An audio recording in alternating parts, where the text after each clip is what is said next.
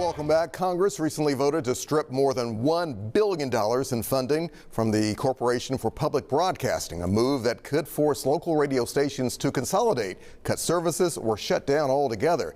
Here to talk more about how the cuts could impact stations here in Memphis is Jarrett J.B. Boyd, the program manager for WYXR 91.7. J.B., welcome back to 3 at 3. Good to see you, man, as always. Yes, likewise. How have you been doing? I'm doing the best I can. You doing all right? Hanging in there, man, because of you. Hanging in there, for sure. Well, we're together. We're tied yes, together. we are. Let's talk about these cuts. Did they come as a surprise, or did you kind of see them coming? You know, we've been monitoring this situation for some time now, and we were preparing our listeners even through newsletters, through social media posts, through an organization called Protect My Public Media, letting them know to call their legislators and let them hear their voice, our audience. Let them hear, their lawmakers hear that they want this support for public media. And unfortunately, you know, we are where we are now on the other side of it. But we were prepared.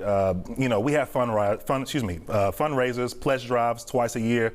So we had to go into emergency fundraising and say, hey, we do a fall and a spring pledge drive, but we need help right now because we've lost almost $85,000 in federal almost funding. $85,000. That is a lot of money. Just our station. When it comes to personnel, when it comes to full-time employees, part-time employees, volunteers, how does all of that kind of play into it? Well, we are a staff of 4 full-time, 1 part-time, and we have almost 100 volunteers. Wow. And we've got tons of listeners who rely on our volunteers to come into the studio, to have an excited demeanor. Right now, we've been hit with a bit of a gut punch, but we're still keeping that demeanor up, that demeanor high. For those who have not had a chance to listen to the station and know its location, especially being at Crosstown, what is its role, and why does it mean so much to Memphis and those listeners? Well, we say we want to get Memphis right first, and I always say, you know, we're right in one of the busiest lobbies in the region, and I like to say we're kind of like Samuel L. Jackson on Do the Right Thing. We are reporting live, playing music, and responding to what's going on. If I see someone having a meeting outside, I'm waving at babies.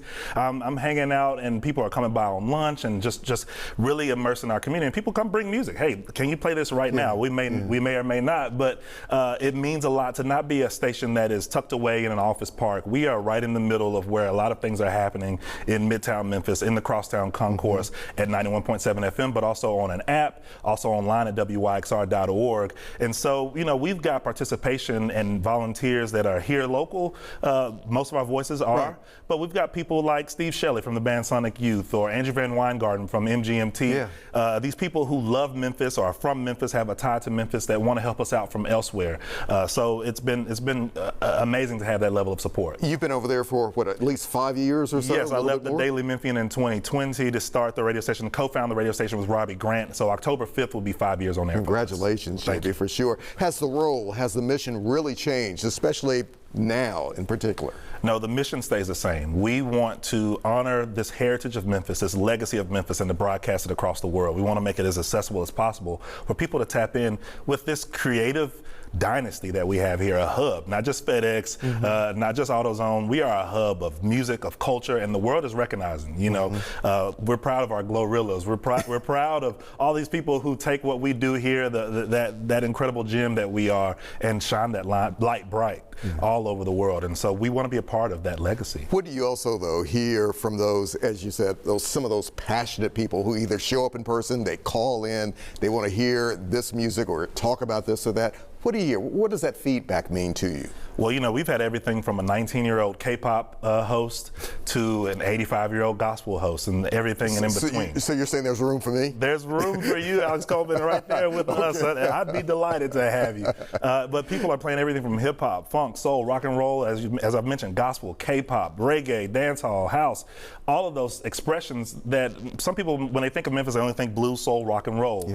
But there's so much more. There's jazz. There's a vibrant level of communication that we're always vibrating, and so the feedback is more music of all styles, of all types. Every hour, 2 hours, you're going to hear something different on our station. I'm picking up a lot of passion that you always have. Where does this come from for those who don't know your backstory? Well, those who don't know my backstory, you know, I was raised enjoying being from Memphis and starting to unpack that. When my cousin Andrew Love passed away, I was in journalism school at the University of Mississippi. I know you remember me being a student. Oh, yes, there. I do. That's the first time you interviewed me as a student there. But I thought, I love music. I want to be a music journalist, but I don't know enough enough about the music from my city that is a part of my actual family tradition and heritage. And so I collected every record I could from that point on that would prove that to me. And so I want to prove that to the world. So you need our support, the public support. What can we do again? WYXR.org, WYXR.org. You can donate there. Okay, and you'll be on the air this evening. I'll be on the air tomorrow noon at lunch, from noon to 1 at lunch. I'll be in Uptown at the main Wildling tonight doing a vinyl set at that beautiful floral studio. That's a gem of Uptown Memphis. You're going to give your man a shout out? Absolutely. All right, JB, always good to see you, man. Great to hear you. All right, See you. Jake, what you got?